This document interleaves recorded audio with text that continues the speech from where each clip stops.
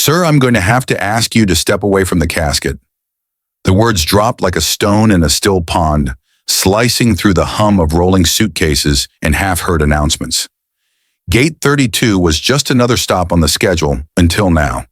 There, in the middle of the terminal, stood a Marine in full-dress uniform, his hand resting gently on a flag-draped casket. Unmoving, silent, immovable. The airport manager's voice trembled slightly as he approached. Passengers slowed. Some stopped. Others simply stared, unsure of what they were witnessing. The Marine didn't blink. His back remained straight, his white gloves pristine despite the weight he bore.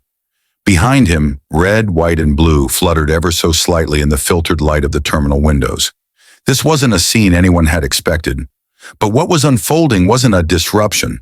It was a stand, a moment of sacred defiance in the face of indifference. He was one of them, the few, the silent. A tomb guard. You don't earn that badge. You live it, breathe it, carry it like a second skin. Hours of training, drills repeated until muscle memory became muscle conviction. Precision down to each step, each breath, and above all else, never leave your post, never leave the fallen. This Marine wasn't here by accident.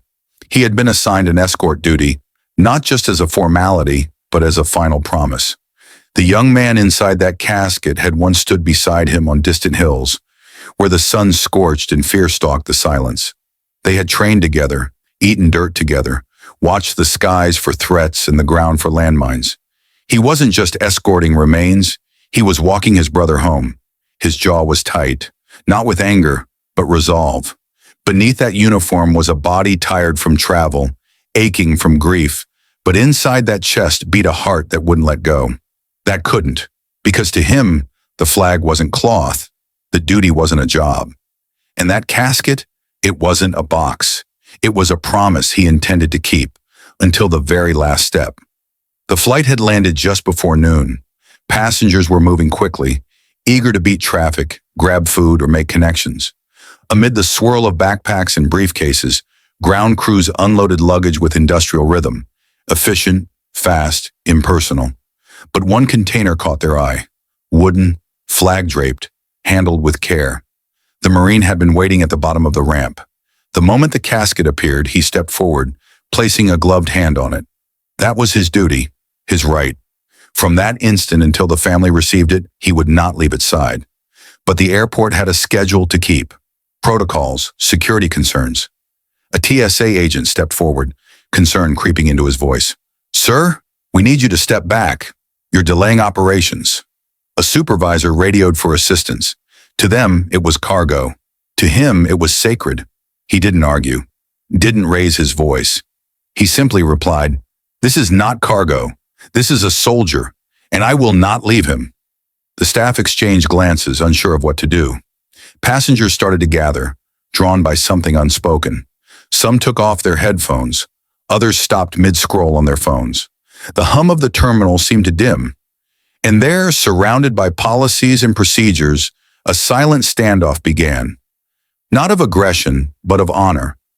Corporal Joshua Dean Mitchell, 22 years old, brown eyes, shy smile, hands that had fixed Humvees and held newborn cousins. He was the kind of young man neighbors admired and teachers remembered. He played guitar, not well but loud. He loved sour candy, bad puns, and wrote letters home every Sunday without fail. He had joined the Marines straight out of high school, not out of bravado, but because he believed in service, in something bigger than himself.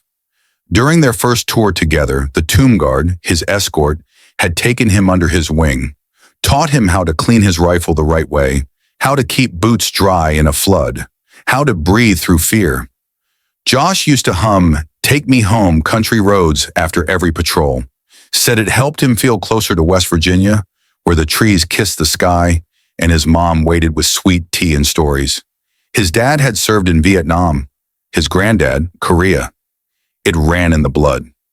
They were on a joint mission when the blast hit, a roadside bomb, buried too deep to spot. Josh had shielded another Marine with his body. He was gone before he hit the ground. The man now standing guard had been the first to reach him, held him. Promised he'd make sure he got home, not in silence, not in shadow, but with dignity. That's why he was here. That's why nothing, not time, not rules, not red tape, would separate him from his brother. The airport manager arrived next, clipboard in hand, eyes already scanning for violations. "This isn't a funeral home," he said flatly. "We have procedures. You're holding up the gate." Still, the Marine didn't budge.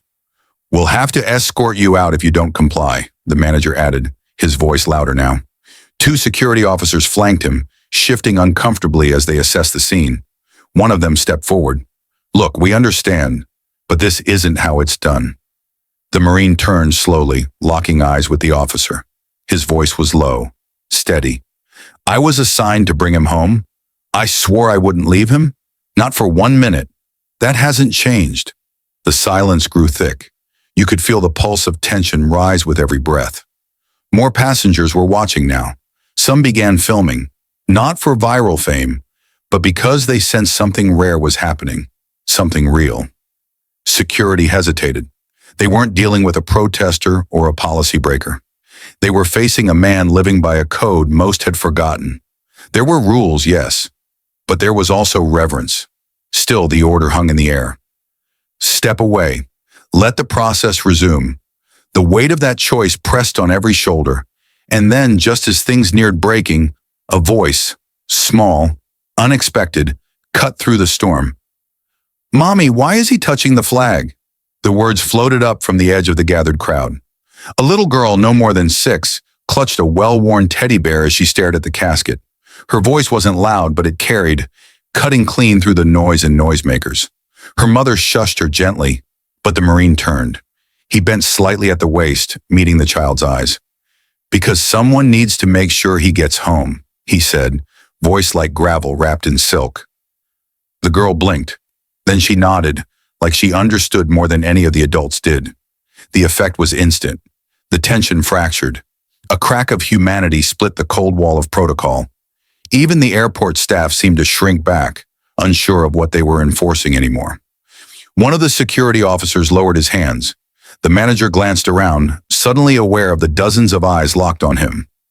No one said a word, but everything had changed. Sometimes it takes the smallest voice to wake the biggest hearts. And in that moment, in that terminal, a child reminded everyone what duty looked like, what sacrifice meant, what silence could teach, when we were ready to listen. Without waiting for permission, the Marine straightened his back, adjusted his gloves, and wrapped both hands around the handles of the casket. His arms shook slightly, not from fear, but from the weight of a promise. He began to walk. Each step was measured, deliberate, almost ceremonial. He moved slowly, not just out of respect, but because this was not a task to be rushed. This was the final mile of a journey that had started in the mountains of Afghanistan and ended here, beneath fluorescent lights and linoleum floors. The crowd instinctively parted, forming a path down the terminal. A man in a suit removed his hat. A woman clutched her chest. Others placed their hands over their hearts. Silence settled like morning fog. Then softly, someone began to sing. "The land of the free." A second voice joined in, then a third. Soon the national anthem echoed through the concourse, not boisterous, but reverent, like a hymn, like a prayer. Phones rose, but not for attention, for memory, for legacy. The Marine never broke stride, never looked away. He marched with tears in his eyes, sweat trickling down his spine, and a fire in his chest that no rulebook could extinguish. This wasn't about delays or inconvenience. This was about devotion to a brother, a flag, a vow, and for once, time itself seemed to pause. They reached the gate. A small group stood there waiting. No cameras, no press, just a mother, a father, and a sister with hollow eyes. You could see in their faces what they'd lost, what they'd been bracing for, and what no family should ever have to endure. The Marine halted. He didn't speak. He didn't need to. The mother stepped forward and collapsed, her hands grasping the casket as sobs racked her body. The father, once proud and still in his reserve uniform, raised his trembling hand in a salute. The sister sank to her knees, whispering, "Welcome home, Josh," over and over, like she could bring him back through sheer will. The Marine stood at attention, eyes straight ahead. Only when the family had said their first tearful goodbyes did he kneel beside them. He reached for the flag, folded it with practiced care, one edge over the other, sharp and tight until it formed the perfect triangle. Then he placed it gently in the mother's hands. He didn't die alone, the Marine said, voice rough with emotion. He was loved. He was honored. The mother pressed the flag to her chest. The father reached out and gripped the Marine's shoulder, nodding once. No words passed, but understanding did. Behind them, the crowd remained still. Not one person moved, not one voice spoke. The entire terminal had become a sanctuary for grief, for respect, for remembrance. The airport manager stepped forward. Gone was the clipboard. Gone was the policy voice. His eyes were red, his mouth uncertain. I didn't understand, he said, almost inaudibly.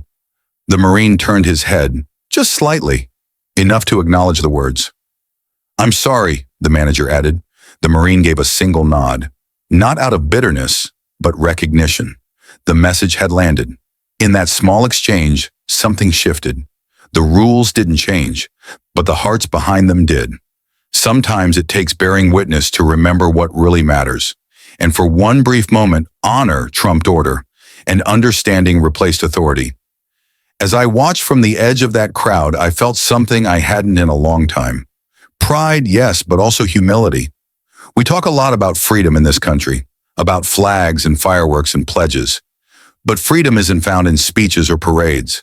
It's found in moments like that one, in a terminal, on a Tuesday, when a man stands between the world and the forgotten and refuses to move. Honor isn't loud. It doesn't ask for permission. It just is. Quiet, steady, relentless. That Marine didn't make a scene. He made a stand. And because of that, for a few fleeting minutes, an ordinary airport became sacred ground. So the next time you see the stars and stripes, or hear a name you never knew etched into stone, pause, remember. Because somewhere, someone is still carrying the weight of that sacrifice so the rest of us don't have to.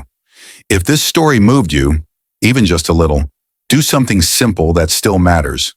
Hit the like button, subscribe for more stories that deserve to be remembered, and drop a hands together or a thank you in the comments for every man and woman who stood their post and never came home the way they should have. We don't just tell stories here. We preserve memory. We honor those who gave everything.